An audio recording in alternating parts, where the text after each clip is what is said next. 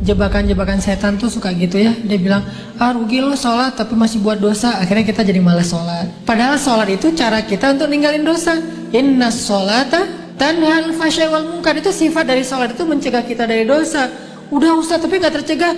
Lihat, minimal ada rasa feeling guilty kan. Itu bukankah itu bagian dari progres spiritual dalam diri kita? Dan itu udah terbukti bahwa sholat itu benar-benar tanha 'anil fahsya'i wal munkar.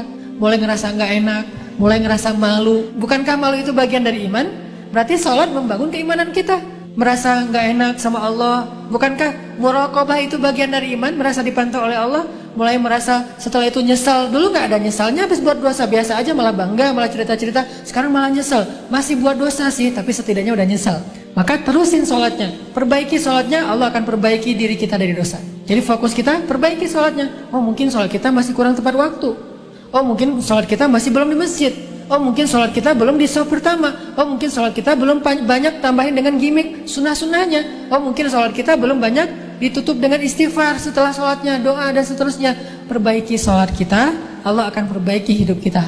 Jadi jangan sampai kita terjebak sama setan mengatakan, rugi aja kamu sholat banyak dosa. Enggak, itu mah kerjaan setan yang bikin kita jadi merasa sholatnya jadi sia-sia. Enggak ada kebaikan yang sia-sia. Sholat itu kan kebaikan, nggak mungkin sia-sia. Tapi masih korupsi Ustadz, masih bohong, masih curang, masih apa?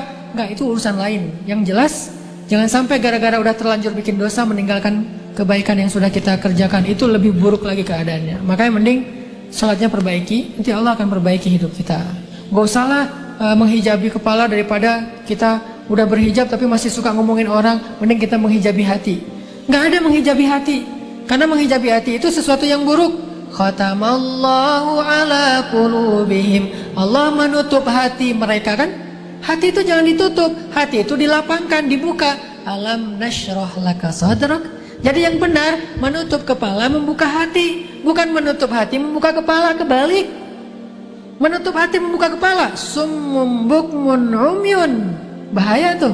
Khatamallahu ala qulubihim. Bahaya tuh kalau menutup hati. Tapi kalau menutup kepala membuka hati, memang harusnya kayak gitu. Jadi bukan sebaliknya, menutup hati membuka kepala.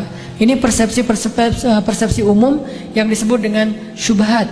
Pemahaman-pemahaman yang keliru di antara umat Islam. Mudah-mudahan bertahap kita perbaiki. Hi, thanks for stopping by our video. Don't forget to comment, like, and subscribe.